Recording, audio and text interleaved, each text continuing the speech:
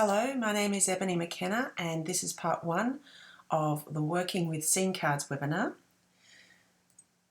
These are my 4 books so far and I have more coming out. And I've used this structure to help me structure my novels, and it works very well for me. It helps me focus on what's important. I get very confused at trying to look at the big picture and keep it all in my head. This is a fantastic way of keeping it all in a manageable method, I guess.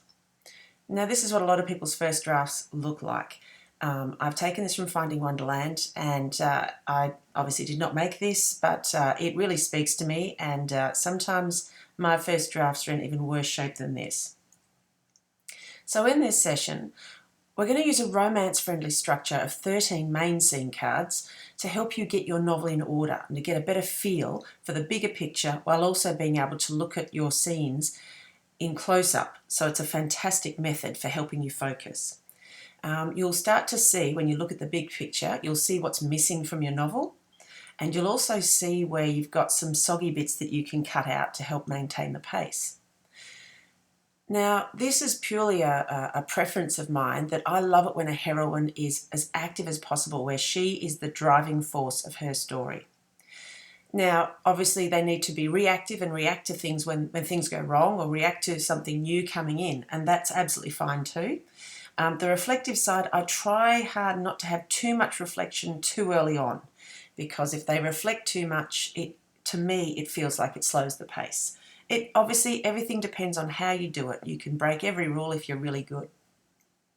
Now, before we race on ahead and leave anyone behind, what is a scene? Well, a scene is where something's going to happen. A scene is usually 2 or more people, although in the first couple of examples I'm going to give you, there's actually only 1 person. The mood will change. The mood changes from either euphoria to disappointment, they can be nervous at the beginning, they can then be excited. Whatever happens, the mood will change at some point. The story will move forward. There'll be some plot or information that pushes the story forward, and sometimes you'll see people's agendas in play. Now, in scenes where there's 2 or more people, try to remember that every character brings their own agenda. Even if they're on the same side, they will have different ways of doing things. That could be a cause of conflict, so always keep that one in your back pocket. So these are my main structure cards that I use to help me stay focused. And they don't have to have exactly the same names. They can have different names, and as we go through, I'll come up with lots of different names that you can call them that will have more meaning for you. Now, what we're going to make at the end of this is these are all your individual little scene cards reflecting what's happening in every scene in your novel that you're working on at the moment. Now, this is a 3-act structure, even though it's 5 columns. The first column is Act 1. The bottom of Act 1 is the launch into the second act, so that's the plot catalyst that launches the story. The first part of Act 2 is a lot of setup, and the middle card on its own is the midpoint. Sometimes I call that the mission statement. Works really well as a mission statement. The second part is the second half of Act 2, which takes us from the midpoint through to the black moment.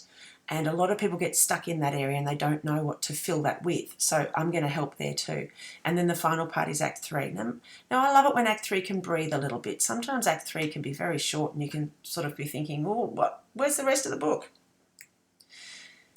Now, often my book will look like this at the start. I'll be missing, you can see easily, I'm missing a lot of Act 1, a fair bit of Act 2. I've got no midpoint. I've got a lot of second part of Act 2. And a fair bit of Act 3.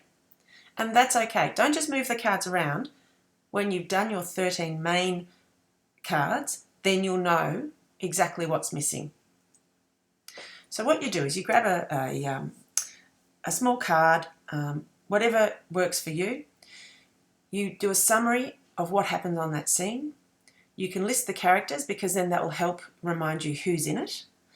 And you can put in some important plot clues. Now, the reason why I suggest listing the characters who are in it is sometimes you might have a character pop up early in Act 1 and we don't see them again until towards the end of Act 2, and there's this big gap in between. So that can help you keep track of the characters and how long it's been since you've seen them, especially if they have a really important role to play.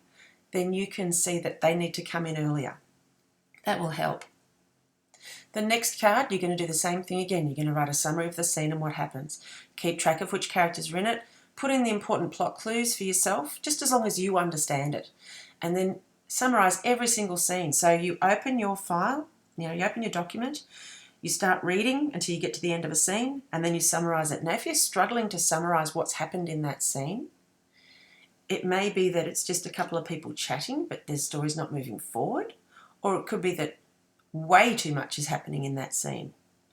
So that will actually help you start to edit and revise as you go, just as you write each thing down on a scene card. So that will always help. Then you're going to do a card for every single scene in your book. And you will start to get a feel for which scenes feel like they belong and which scenes feel like maybe you're writing your way into the story, or you're writing your way into the character and getting to know the character. And as you go through this again, and it takes a long time doing this, that you will be slowing down and you will be seeing whether or not that scene really belongs, if only to save yourself the hassle of writing out one more scene card. Now, here's my 3-act model that I love to use. And a lot of these descriptions are in quite a number of helpful writing advice books. There's James Scott Bell's Write Your Novel from the Midpoint, or Write Your Novel from the Middle, or something like that. I've got them listed. That's a terrific technique to use. Things like The Ticking Clock and Bad Guys Close In, Blake Snyder mentions those main points. There's also Kim Hudson's The Virgin's Promise and Deborah Dixon's Goal, Motivation and Conflict. A lot of these are in those books already. I have adapted this to work really effectively for a romance novel in particular. It will work for any novel you want, but it might not work for, say, a bank heist movie because you haven't got those elements in there. So we're going to start with the midpoint, or the mission statement. And this is card number 7, and this happens right in the very middle of your book. Now you'll see here that I've got the midpoint, it's reflective. I've got my main characters, Luke, Ingrid and Mari. They are 3 modern-day teenagers who've been sucked back through time. They're in 1916, and they've discovered that the Eiffel Tower is missing, and this is the midpoint this is the pivot of the whole story. Now, here's a pretty famous midpoint from Gone with the Wind. This has to be, I think, one of the most famous mission statements in film, where Scarlett has come home to Tara, everything is just in absolute ruins, and quite a few people have died, there's no staff left, her sisters are very sick, there's no one to do any of the work. Scarlett is absolutely wrecked, but she staggers out to the fields to see if there's anything to eat. She finds the radishes on the ground, they nearly make her vomit, she's on the ground, she's crying, and then she gets up. And this is her declaration to the world. As God is my witness, they're not going to lick me. I will never go hungry again. And she's also talking about protecting her family. They're not going to lick me nor my folk. So this is her mission statement to the world. And then there's the intermission. So this is a classic midpoint. This is bang in the middle. Here's another midpoint from a more recent film. It's from Moulin Rouge. It's where Satine realises that she doesn't want to be with the incredibly rich Duke who collects people like he collects possessions. She has realised that she's in love with the penniless writer, Ewan McGregor, and hey, fair call. She starts to sing, "If I Should Die at This Moment." So she's making her own mission statement that even if I die at this moment, I've never known completeness. So she's saying, I can die happy, it's okay. She looks in the mirror. She looks in the mirror quite a few times because she's an actress and she's always getting ready in her change room and things. She looks in the mirror, she starts to cough up blood. Charming. But that's a hint. We've known from the start that she's going to die. She has consumption and she's going to die. Now, I'd be a hypocrite if I didn't share my midpoint from 1916-ish. So this is Ingrid's declaration. This is her mission statement. She's just discovered that the Eiffel Tower's missing when it really should be there because it's been there since the turn of the last century. So she says, we might never get home, but we are going to bloody well try. We're going to try everything we can think of and not give up. It won't be easy. In fact, it will probably be terrifying, but we're going to do it and do it together. I'm done with safe. I'm done with being a passenger. I'm done with hiding in history. We are going home, even if I have to drag Luke and Marianne kicking and screaming all the way with me. Now, this is her private thoughts that she has when they've reacted to the terrible situation they find themselves in. So she's not really on her own, but she is in her own little world just for a moment there. And Luke and Marianne are very close by. Now, you don't have to know what the midpoint is at the very start. And in fact, my midpoint, yes, it happens on page 115 out of 230. So that's terrific, but it wasn't always in that position, and that's okay. You can cheat. You can add it later when you find the true middle of the novel. You can, as you're revising and editing, you can make it, you can shift it around a little as long as it feels organic and it feels a logical place to put it. Don't just shove it in because, oh, I'm in the middle of the book, bang, there's a midpoint. Make it as organic as you can. The reader mightn't notice it, but they will love it. So now we've done the midpoint, we're going to go back to card number 1. Now, card number 1 is a reactive card because it's your opening image. Your main character, your heroine, is only just sort of in the world. We're just seeing her. We're just meeting her. We're seeing what her world is. So for me, card number 1, the opening image, is a reactive image because nothing's really happened yet. Now, the other things are just my notes. And then card 13 is going to be the closing image, and it mirrors the opening image. Now, it's reflective, and it's card 13.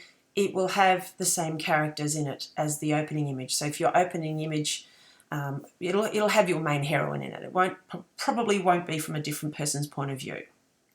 But then again, things, if it works for your book, go for it.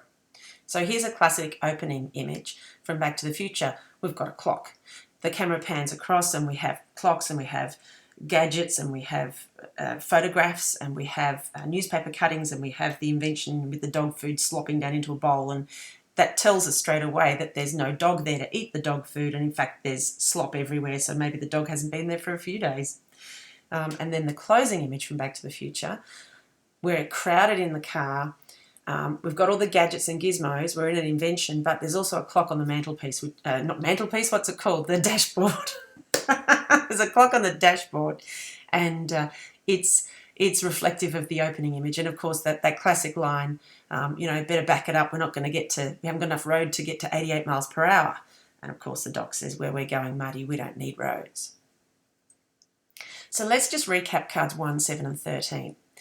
These 3 main moments are all single scenes. They're just a single scene to introduce the characters at the start and the end with our opening and closing image, and the single scene in the middle, which is our mission statement or midpoint or mirror moment. They're either reflective or they're reactive. And when I was saying I love our characters to be as active as possible, these are probably the only 3 exceptions to that rule. But anyway, that's the end of part 1.